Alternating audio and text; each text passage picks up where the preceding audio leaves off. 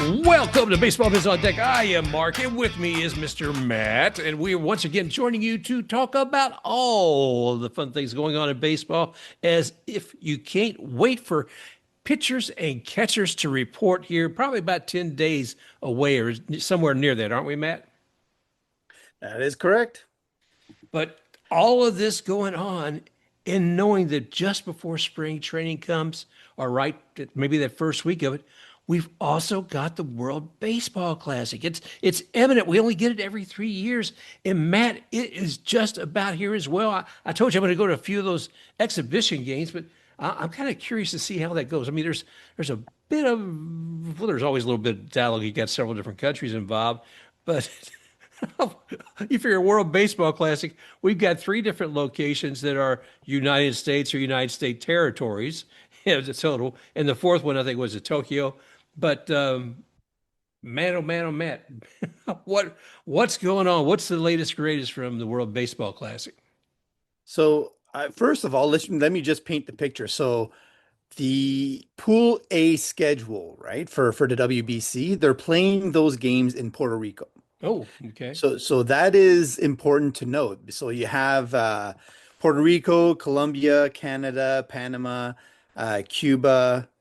So if you're, I don't know, like Mark, I'm not as aware as a lot of people on where ICE is operating, and whether or not they're active in Puerto Rico. I have no idea. But the point for now, we can avoid all that talk, and we can focus on the fact that the Puerto Rican team is considering pulling out. So what does that do to the venue then in terms of the games and the hosts, etc.? And the issue they're having is that the insurance for up to 10 of their players so far, and it could be more, is not available. So it's happened in the past where players like Miggy Cabrera and a couple of other ones have had to play without any insurance, and they decided to do so. But you're basically throwing caution to the wind, and if something happens, then you're out of luck essentially. So the prominent players that came up to mind and where it actually started to become a focus is Francisco Lindor and Carlos Correa. So when you're looking at the caliber of those players and what it means for their chances of winning, if those players aren't able to lock up some insurance and get in the games, then it becomes tedious, I guess is the best way to put it. Now, a team like Canada used to playing without, all major league players, but I think Puerto Rico has grown used to having MLB caliber players for the majority of their team. The other ones that are mentioned are Victor Caratini, which is the catcher. Who else do we have here? Jose Altuve, Edwin Diaz. Anyways, the list goes on and on and on. And so the point is that Puerto Rico is actually considering pulling out of the 2026 World Baseball Classic because of that. Hmm. Now, who would normally provide that insurance, Matt? Would that be the responsibility of the player, of the team, of the World Baseball Classic? Who would be paying that? That's a good question. So I don't know that it's only one route, and that, there may be different avenues that you can use. I know that a lot of times MLB tends to get involved and arrange certain things that are able to get, connected in terms of what the Yeah. team expects and what the tournament actually offers, right? Yeah. So in some cases, like if you're talking Olympics, it would be a different scenario than if you're talking the WBC. The WBC has their own providers, and MLB has their own providers, and the player can also seek out their own personal insurance, sort of like the same way as if you're a hand model, you can insure your hand, right? Right. Right. And so it could go one of the any of the three ways, right? So I don't know exactly to what level you would need to be insured. Like, let's say that you had a somewhat serious injury. It would that injury have been coming anyhow? And how much time are you going to miss for that injury? Hmm. So obviously for the pitchers, it's a lot more of an issue than somebody like Francisco Lindor, who, I mean, playing shortstop, he's going to get banged around, he's going to get knocks and bruises. Um, But for somebody like Carlos Correa, where it's back issues and it could be career ending, Yeah. that's a bit more, impactful because, we as Rays fans, we know Brandon Lau dealt with back issues and he was very nervous for a short while about his career Mhm. chances. So, I mean, I get that one, right? So Correa and the pitching, yes. The other ones, I think like Miggy Cabrera, I would probably chance it. Yeah. But you're saying, talk about the whole piece on the insurance. Mhm. If it's, like I said, whoever is paying it, the understanding that if you're a team and you're paying somebody several $1 million a year and you're paying them because you're expecting certain results, the idea if that those it's not just the money that goes away, it's it's the results that you're anticipating for that year.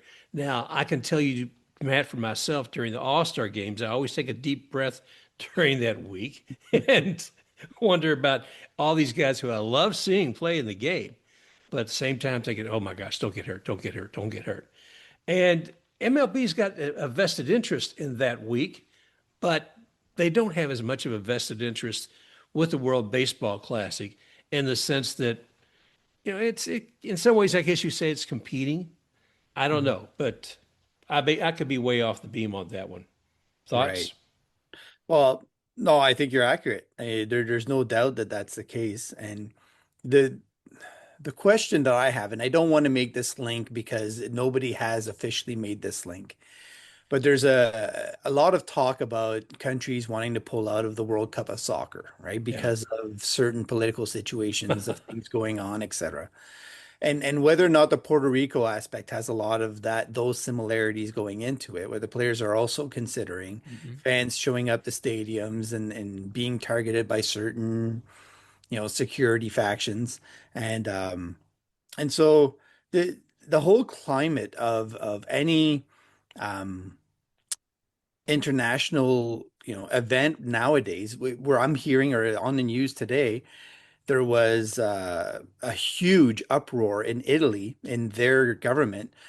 They had people yelling and everything about the fact that ICE was actually doing the security for the American team in the Olympics. Oh, oh, And oh. and so it brings a lot of issues about jurisdiction, Yeah. about overreach, and so this whole normalizing of a police force and security force, whatever you want to call it, that is not even trained and haphazardly being used around the world to do certain things has repercussions. So I can't speak to the fact that the Puerto Rican team might be considering that as well. Yeah. But to me, the insurance one, like I said before, like Miggy Cabrera, others have dealt with it before. Why it's becoming such a big deal to the point where they would want to pull the plug on it at a time when they probably have a lot of players that would be able to step in and do an okay job Yeah. and still be, a competitive team. Not as competitive, obviously, but it just seems odd that they jumped right away to the whole we're going to pull the team out when they're literally hosting one of the groups. What do you think maybe because there's a couple things going to matter. One, I think of everything that's been happening with the Kennedy Center. Mhm. When they put that other name on top of it, suddenly all these cancellations of great acts, great artists that were going to be coming have decided saying, now that we've got that other name on there, I'm not coming. I don't want to be a part of that. Mhm. And I respect that. It's gotten to the point too. I guess you can watch Melania there, but the other thing is, when you were talking about the Olympics and ice being there, my mind ran to those old James Bond movies years and years ago in the 60s, the 70s, and you have some great skating princess who's for the Russian team and she's doing all these things, but she wants to defect to the US. Well, they've got her surrounded by security to keep her there. So I'm trying to conjure and trying to think, okay, what role would ICE play in that movie? Would they be looking to bring to keep somebody or add somebody? I don't know. It's a bad movie, but Right. So as a Canadian, I know that ICE has 5 offices in Canada. damn. Um, and I don't know that they're active in any way, shape, or form, but they're they're starting to, I don't want to get too much into the political side of Yeah, things, let's get but away. they're starting to get into the whole access to information part Yeah, and documentation part and who are the players that they need to worry about, who are the players they don't need to worry about, et cetera, et cetera, et cetera. So there's a lot of reasons that they're reaching to the places that they are, but the focus here is that okay, we have a team that plays in Canada constantly in the Toronto Blue Jays. We have teams that are going to travel out of the country to play games in Japan on occasion and play games elsewhere. You have players that are traveling in from Venezuela, from Mexico, from Colombia, from Cuba, from a lot of countries that have been targeted by the United States as a whole, not just, so it's really hard if you're a player and you imagine yourself standing there on the field, looking out in the stands, seeing the pride of your fans, when you know that when they exit the stadium, they're going to be targeted by security factions that are kind of not extremely friendly in a lot of ways yeah, and not trained to do their jobs in a lot of cases. So the question is the WBC is going to be a tumultuous time for fans as a whole. It'll be interesting to see how many show up in each location. I hope that they're able to have a good time and stay safe. I hope that the event is wonderful as it always is with the chants and the crowds and all that kind of stuff. But I'm also holding my breath that we may not be seeing the crowds that we'd expect for this event, and that would be sad in my yeah, opinion, Mark. yeah. I hate it for a sport. I hate for players, and I hate for fans to be impacted by this. I hope that they can find a way to make this all work. Mhm. One moment. No problem. This is for you Okay. later, Mark. Do, do, do, do, Okay. do, do, do, do, do, do, Okay. do, do, do, do, do, do. I Well, had to you were put the fine. elevator music on, right? I have to keep myself entertained. Oh, the missus just said came in. I didn't tell her we're recording early today, so it's like what? Uh, No, I anyway, gotcha. At no, least you sweet. didn't come in and curse and swear at you and throw something across the room. Then I would have known who the real boss is, There, Mark. there we go. Yeah, She is definitely the real boss. there No you doubt go. there. No doubt. No, but getting back to the whole thing, I do want to see that that I'd love to see everything go smoothly. Hmm. I hope that they can find a solution in Puerto Rico. I would hate to see the WBC, which we only get a chance to see every 3 years, be impeded by this. Hmm. Part of me was concerned about Venezuela coming over and playing here in the US. Hmm. That's something. And like I said, we're not going to go down that political road. It'd be so easy to do. And I think everybody out there pretty much has their own opinions about this one way or another. So I don't think we're going to be changing any minds today. Oh, yeah. Let's talk about another deal. A Hmm. deal that, I always say I hate talking about, but it's just the other day, Matt, you said, I said something about newspapers, I think on the last show, and you said, you're showing your age, Mark. And yes, I was. Thank you very much. And lo and behold, I walked by the newsstand the other day. I guess it was Saturday or Sunday. And there they got across the actual physical newspaper. They got a headline goes across all the way. $2.3 billion and talking about the price of the Rays stadium. And Whoa. yeah, I did not see that. How did I miss that? I don't know, brother. 2.3 billion. 2.3. So, Wow. that's about double what you would think a stadium would be because we're also talking about a whole business development that's going to be around that stadium. So That was going to be my question. Is it just for the stadium or for the entire area? Right. it's for the entire area. Right. And yeah, I mean, it's been kind of a weird week here in Tampa anyway. I mean, when I think about it, because one, I mean, it's just been strange because one, I've never been to a place where they come in and put ice in the middle of a football field intentionally. And we did that. And by that you mean the physical ice, not I, the security forces, right? that's correct. Physical ice. And thank you for correcting me on that. The the Tampa Bay Buccaneers football field was filled with ice because we had a hockey game being played out in 50 degrees some odd weather. So that was going on. That kind of weirdness was strange. But then there were invaders that were unwanted coming into this county, and there were pirates who came this weekend. And these we had the Gasparilla Festival here each year. Yes. And so beads of Nice. plenty thrown everywhere and Yep. plenty of rum. Now, Matt, it blew my mind when I first moved down here 20 years ago, the whole idea of this Gasparilla thing.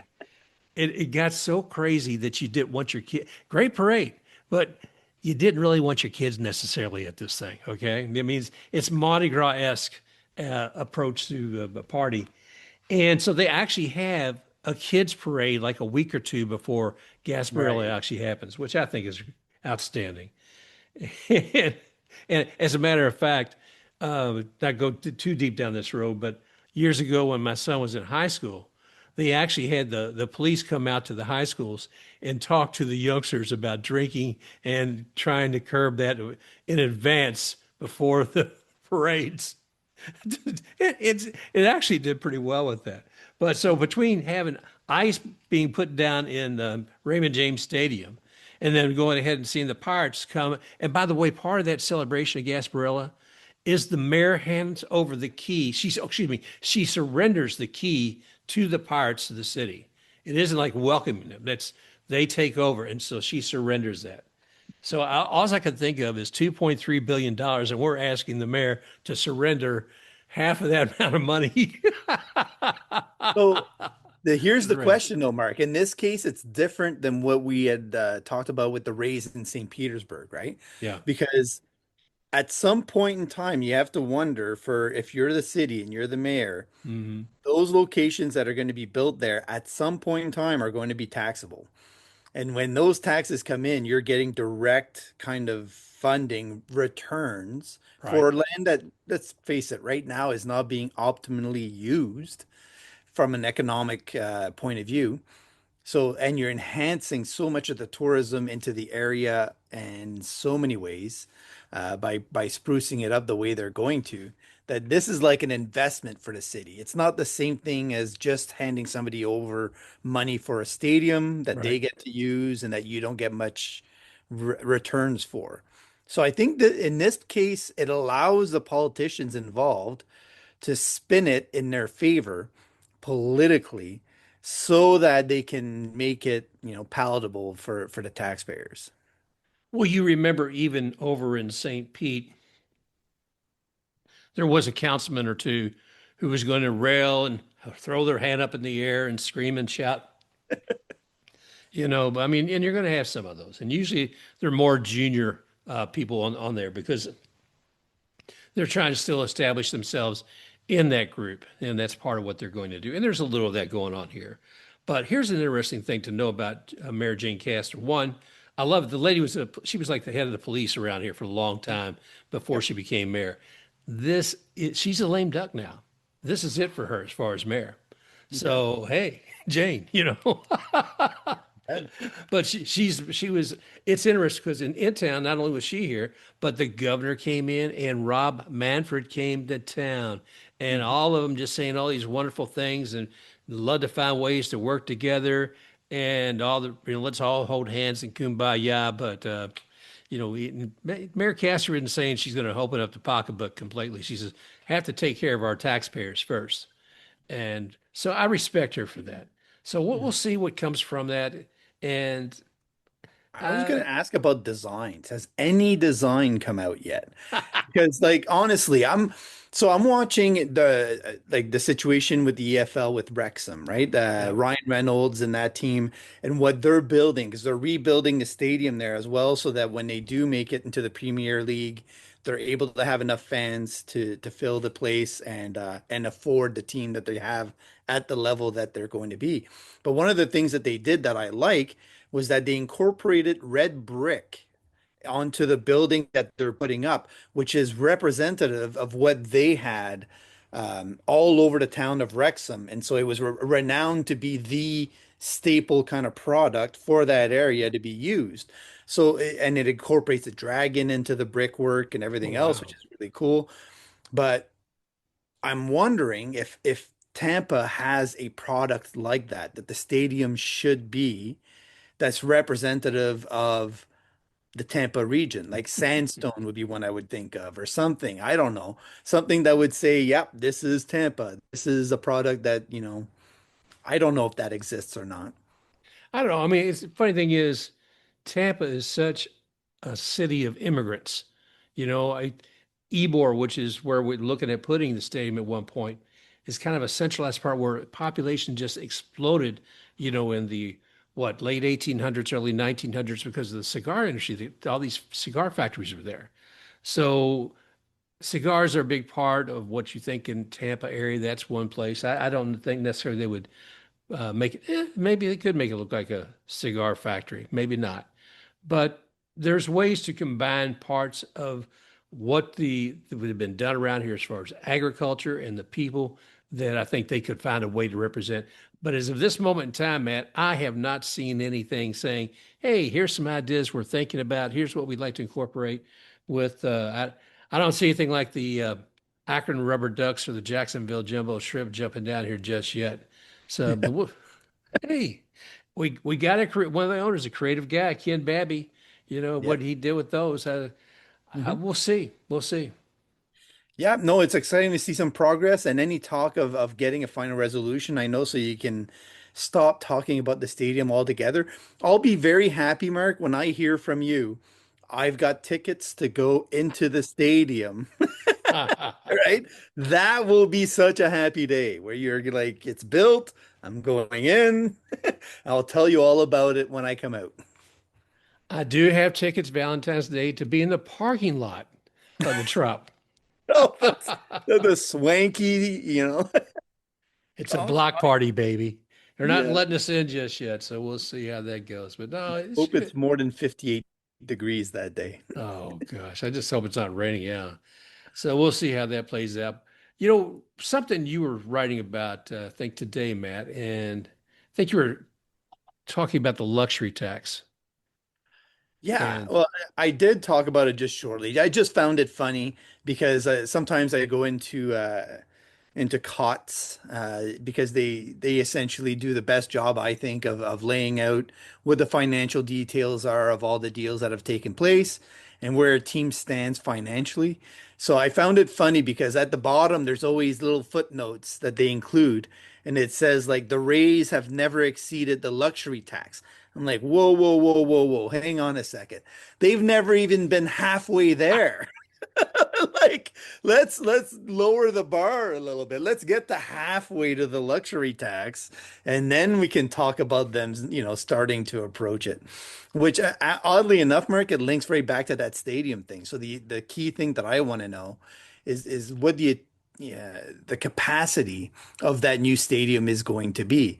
And the thing is, being right next to where the football stadium is going to be, there's not going to be that pressure to make it a 40, 50,000 yeah. seat stadium. Not saying they ever would go there, but if you've got the football stadium next door, they can go and do events there when they want to have that many people. So I'm fully anticipating it to be closer to 26 to 32 Yeah. range. And I think that's cozy enough, that's money making enough, but I think you're going to see some cushy suites if my intuition is right. I don't think it's going to be all for the fans that don't have, really deep pockets. Yeah, I'm sure be a couple of billionaire suites up there. You did get me thinking though when you did start about talking about the luxury tax, and obviously on this show, you can't talk about payment without thinking about the Dodgers.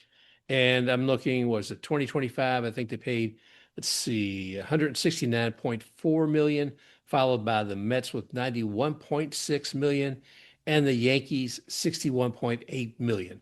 There were, let's see, how many teams were there total? Nine teams exceeded the threshold.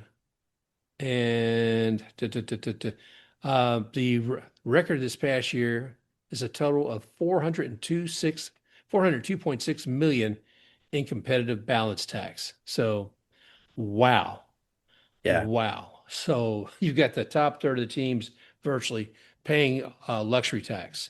And so, there's all kinds of ways of looking about how they take that money and put it out there as well. So once it's paid, you say, well, what happens with it after that?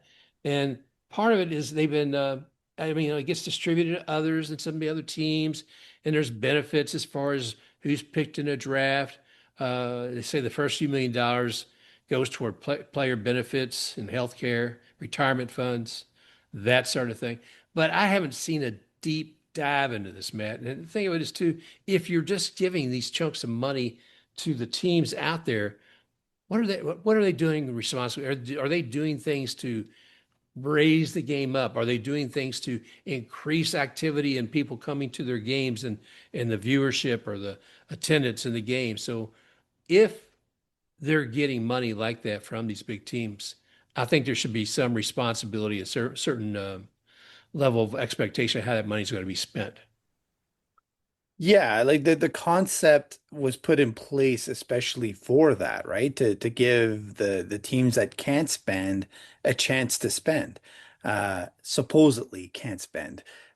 We know in a lot of cases that they're pocketing the money and it's just an excuse to not have, more of their money or their profits handed out to other people.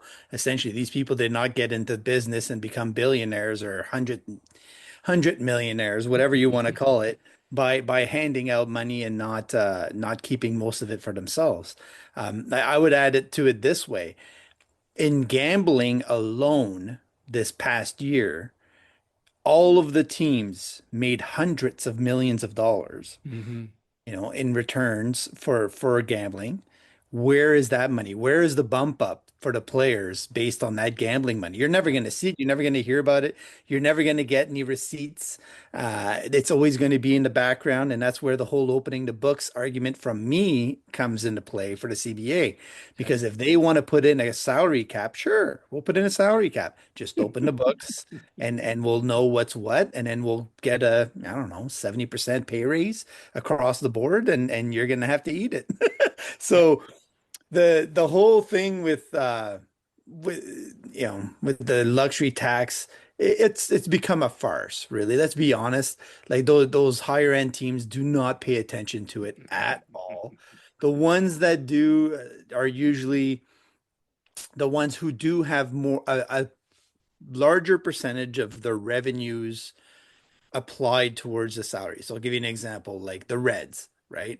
The Reds would be spending, let's say the Reds spend 150 million in a year. Percentage of the revenues wise, that puts more pressure on them to, operate in a certain way. Right. Whereas if you're, I don't know, let's say even the Phillies. The Phillies are really close to Cincinnati, but they have a bigger market and they have a bigger pocketbook, basically.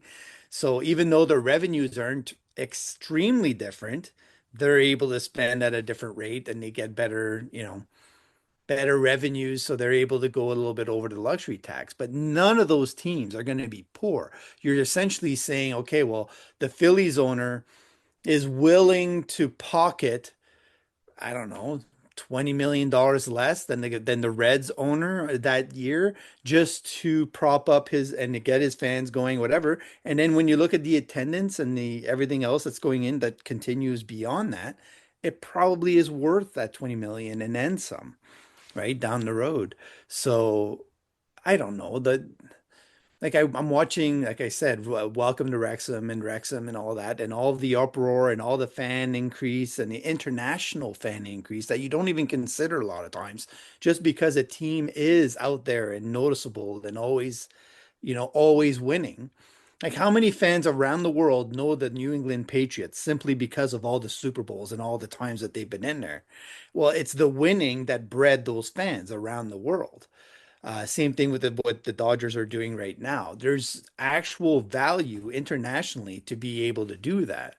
So MLB as a league is trying to allow the Dodgers and the Mets and others to do that because they think it's to their benefit to have those teams known internationally, Right. which Right. then draws the attention towards the league.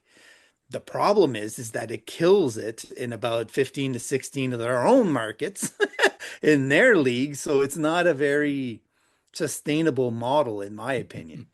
They're only going to care about those teams. Now, Having said that, Mark, I've got news today. Apparently, the Pirates are in on Framber Valdez. Oh, they are.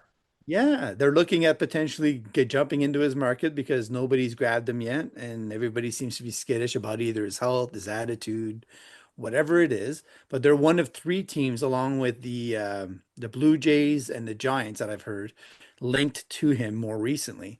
So that would be a very interesting landing destination. If you've got him and Paul Skeens and Mitch Keller at Yeah. the top of your rotation.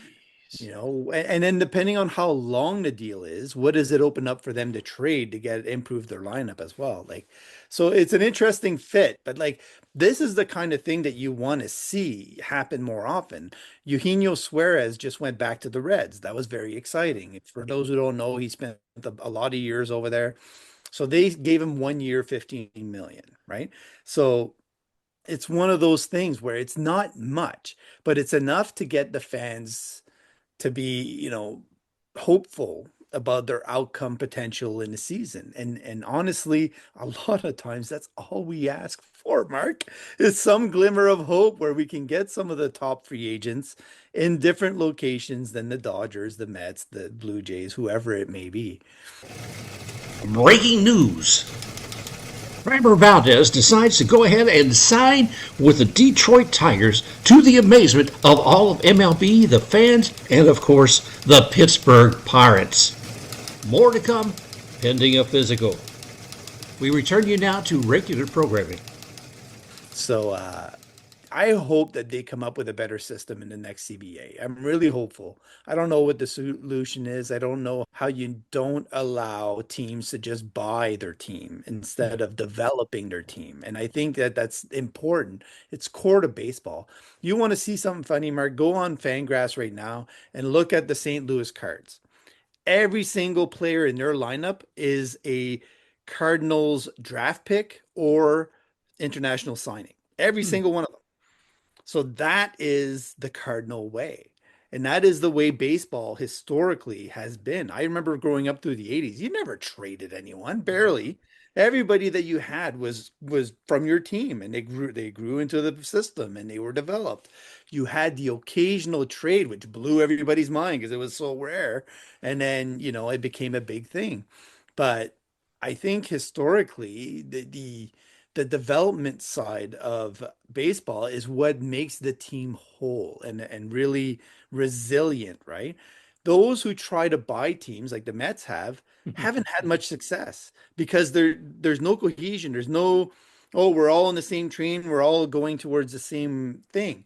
The key with the Dodgers aspect is that it's been a merger of the two systems where they have the internal and the purchased combined in a steady stream. So every year they get the top one, two, or three free agents and they assimilate them into their team. And that's a much better model, if you were looking to dominate the league. And I think they took a while to learn that because they were in the playoffs for a decade before they won it. And then, they finally figured out how to win it all with that system in place. So, yeah, it's not an exact science, Mark. Not an exact science at all. Well, that's what keeps it fun, man. Come on, man. If Yeah. we knew all of it, it was all going to be predictable. That's part of the love of the game is, there's few things that you can completely say, well, this is how it's going to work out. And certainly Yeah. when it comes down to negotiating who players are. But my gosh, the Pirates, man, I would love to see some killer rotation in there. That would just be outstanding with Skeens and Valdez there. And who else would you say was in that list? But it was, I The mean, Blue Jays, which oh, they'd have to trade some pitching then if they did yeah, that, right? So I think Jose Barrios is on his way out, to be honest, in yeah. Toronto. And Wow. then Isaiah Kiner Falefa signed with the Red Sox, apparently. Huh. So that's another move that's happened. And the Rays got involved on a three-way deal. And apparently they're only interested in three-way deals from now on. They're not doing any one-for-one trades. They just want to be the extra cog in a wheel of other people's trades. I'd love to hear the thought process behind that sometime. Yeah. But no, they ended up landing, Mark, a guy that Ben Williamson. I don't know if you know much about him. No. A lot of people don't. But essentially, because the Mariners landed Brendan Donovan in that trade, Ben Williamson is almost an identical clone to Brendan Donovan, just a younger version of him. So when Brendan Donovan first broke into the league and you look at their hitting statistics and their profile, so they're defensive first, Mhm. right? So Brendan Donovan is renowned as a really good, strong defender. Ben Williamson is as well.